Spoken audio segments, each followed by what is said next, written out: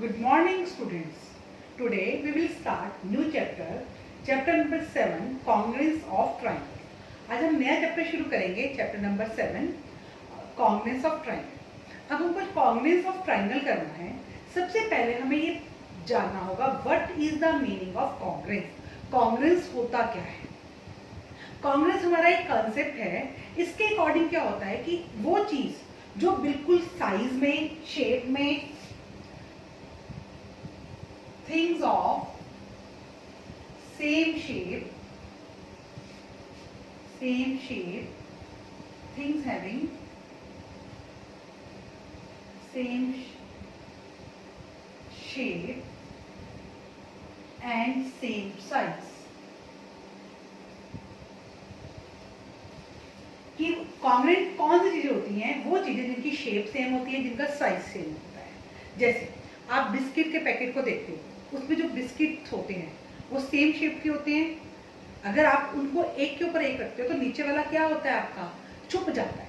तो congruent shape कौन सी shapes होती हैं कि जिनका साइज सेम है, जिनकी शेप सेम है, और अगर हम उनको एक के ऊपर एक रख दें तो वो नीचे वाले को क्या कर लेती है? कंसाइड कर लेती हैं. कंसाइड मतलब छुपा लेती हैं. उसके ऊपर वाली नीचे वाली चीज हमें नजर नहीं आती है.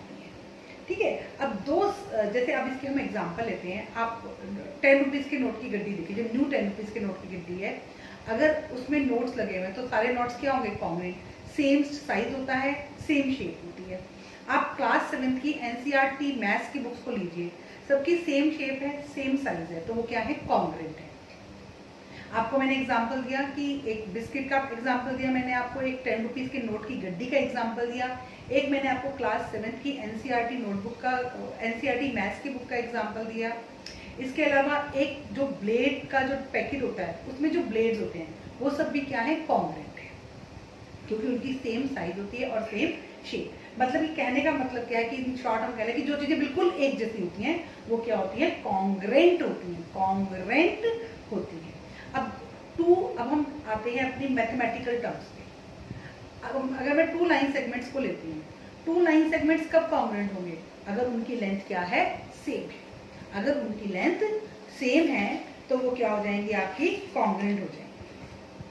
कॉन्ग्रेंस ऑफ ट्राइंगल के बारे में हम नेक्स्ट लेक्चर में पढ़ेंगे. अभी मैंने आपको सिंपल बताया है कि कॉन्ग्रेंस क्या है? Same shape, same size. अगर हम एक के ऊपर एक को रख दें तो नीचे वाली क्या होती है? वो छुप जाती है. सेकेंड क्या है? फिर मैंने आपको लाइंस की कॉन्ग्रेंस के बारे में बताया. 2 लाइन सेगमेंट जिनकी लेंथ सेम है, जिनका मेजरमेंट सेम है, वो हमारी क्या होती है? कॉन्ग्रेंट. 2 एंगल्स जिनका मेजरमेंट सेम है, वो क्या होंगे? हमारे कॉन्ग्रेंट. कॉन्ग्रेंट का साइन होता है, this one is the sign of congruent.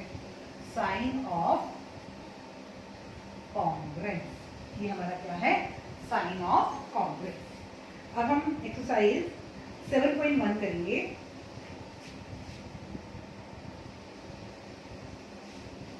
Question number 1, complete the following statement. 2 line segments are congruent if their length is same.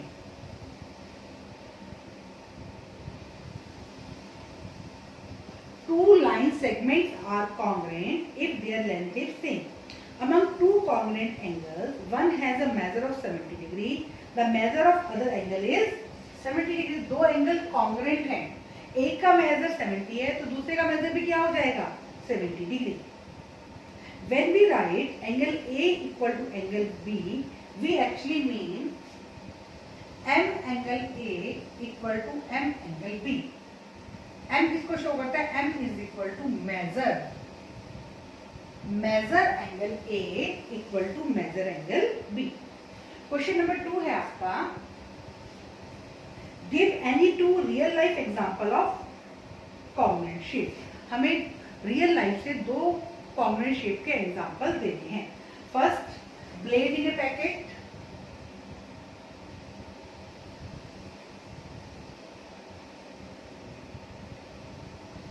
Biscuits in A packet.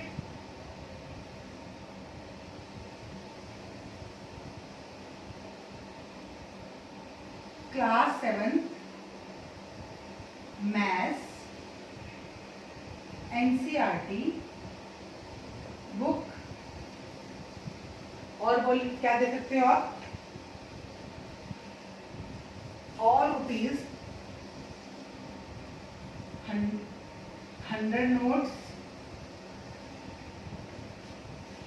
pages in one notebook,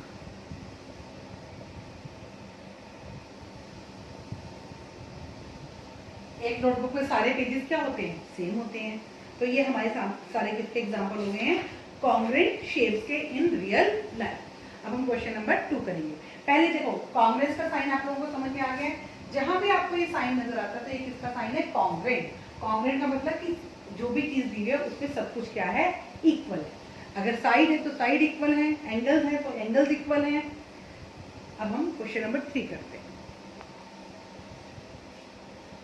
triangle, if triangle ABC, triangle ABC ये sign है, ये किसका sign है, congruent. If triangle ABC congruent triangle FED, under the congruence correspondence, correspondence क्या है, ABC goes to FED, right all the congruent part of a triangle. हमें triangle के congruent part लिखने हैं। देखो बेटा एक ट्राइंगल में 6 पार्ट्स होते हैं, that is 6 side and 6 angles. ठीक है, 6 साइड वो सॉरी 3 साइड्स होती हैं और 3 एंगल्स होते हैं। टोटल 6 पार्ट है, 3 साइड 3 एंगल। पहले हम साइड्स को लिख सकते हैं AB, AB यहाँ से कॉरेस्पॉन्डिंग पार्ट लेना है हमको। AB के साथ कॉरेस्पॉन्डिंग पार्ट क्या बनेगा, FE। फिर हम लेते हैं BC, BC के साथ कॉरेस्पॉन्डिंग पार्ट हमारा क्या बनेगा, ED। फिर हम लेते हैं AC, AC के साथ हमारा कॉरेस्पॉन्डिंग पार्ट क्या बनेगा, FD। ये 3 साइड्स हो गई। अब हम 3 एंगल्स लेते हैं। एंगल A, एंगल A किसके इक्वल बन जाएगा, angle FD। Angle B, angle B किसके इक्वल आ जाएगा, एंगल E के। और angle C equal to angle D। हमें इसमें ट्राइंगल के कॉन्ग्रुएंट पार्ट्स बताने थे, तो सबसे में पहले हमें ये पता होना चाहिए कि ट्राइंगल में पार्ट्स कितने हैं। तो ट्राइंगल में कितने पार्ट्स हैं, हमारे 6 पार्ट्स हैं, 3 साइड एंड 3 एंगल्स। सबसे पहले हमने साइड्स को इक्वल किया और फिर हमने एंगल्स को इक्वल किया। क्वेश्चन नंबर 4 है आपका,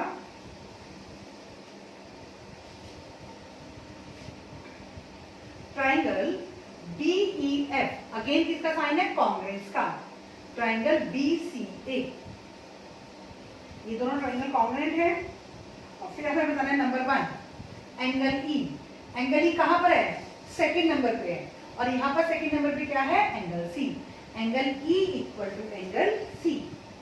EF, EF ये रही, तो यहां से CA।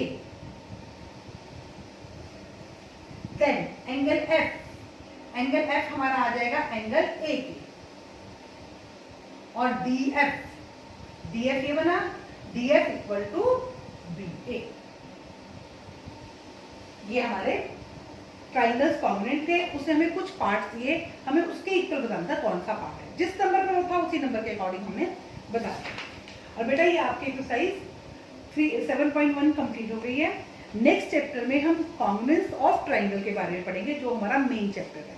उसमें मैं आपको क्राइटेरियाज बताऊंगी और उसको हम अच्छे से करेंगे। ये आपका बहुत सिंपल सा एक्सरसाइज थी।